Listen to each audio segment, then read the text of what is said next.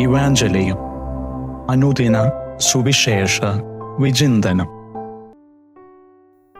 ഈ തലമുറയുടെ അടയാളമായ യേശുവിനെ ഹൃദയത്തിൽ പേറുന്ന പ്രിയപ്പെട്ടവരെ, മാർച്ച് 12 ബുധനാഴ്ച തിരുസഭ മാതാവ് നമുക്ക് വിചിന്തനത്തിനായി നൽകുന്നത് ലൂക്കായുടെ സുവിശേഷം 11 അധ്യായം 29 മുതൽ 32 വരെയുള്ള വാക്യങ്ങളാണ്. സുവിശേഷത്തിന്റെ സംക്ഷിപ്ത രൂപം യോനായുടെ അടയാളമല്ലാതെ മറ്റൊരടയാളവും നൽകപ്പെടുകയില്ല എന്നതാണ്. സ്വർഗത്തിൽ നിന്നുള്ള അടയാളങ്ങൾക്ക് നിർബന്ധം പിടിക്കുക അക്കാലത്തെ യഹൂദ മതത്തിന്റെ ഒരു പ്രത്യേകതയായിരുന്നു.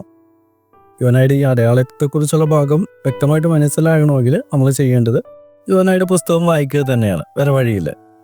നിനവേക്കാരെ രക്ഷിക്കുവാനുള്ള ദൈവനിർദ്ദേശം സ്വീകരിക്കാനും അനുസരിക്കാനും വിസമ്മതിച്ചതിന് ശിക്ഷയായി യോന 3 പകലും 3 രാവും മത്സ്യത്തിന്റെ വയറ്റിൽ കഴിയേണ്ടി വന്നു. എന്നാൽ ദൈവശിക്ഷയും തുടർന്ന് മത്സ്യത്തിന്റെ വയറ്റിൽ നിന്നുള്ള യോനയുടെ മോചനവും നിനവേക്കാർക്കുള്ള ഒരു അടയാളമായി കരുതേണ്ടതില്ല.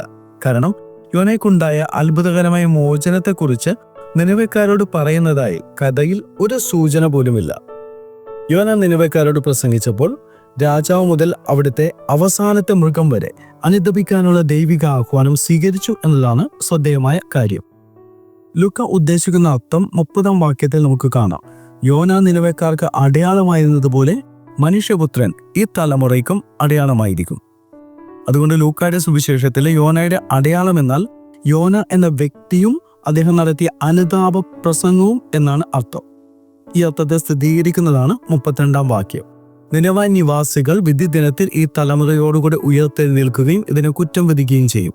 എന്തെന്നാൽ യോനയുടെ പ്രസംഗം കേട്ട് അവർ പശ്ചാത്തപിച്ചു. എന്നാൽ ഇതാ ഇവിടെ യോനയേക്കാൾ വലിയവൻ. തന്നെ സത്യമായും ദൈവം അയച്ചതാണെന്നതിന് പ്രകടമായ തെളിവ് ആവശ്യപ്പെട്ടവരോട് യോനയെ ദൈവം അയച്ചതുപോലെ തന്നെയും ദൈവം അയച്ചിരിക്കുന്നു എന്നതാണ് യേശുവിന്റെ മറുപടി. ഈ തലമുറയിൽപ്പെട്ടവർക്ക് നൽകുന്ന ഒരേ ഒരു തെളിവ് യേശു എന്ന വ്യക്തിയും അവിടുത്തെ പ്രബോധനങ്ങളും തന്നെയാണ്.